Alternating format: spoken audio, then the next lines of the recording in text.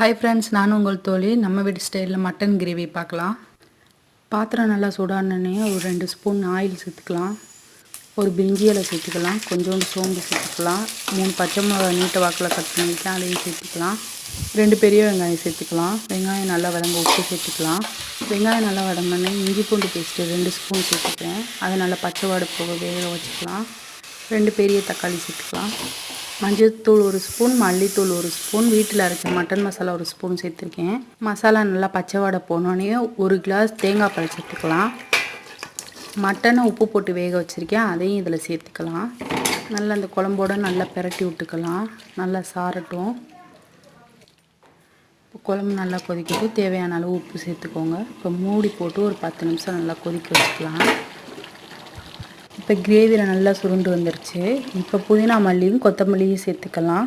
ஈஸியான ஸ்டைலில் சூப்பராக இருக்கும் கிரேவி.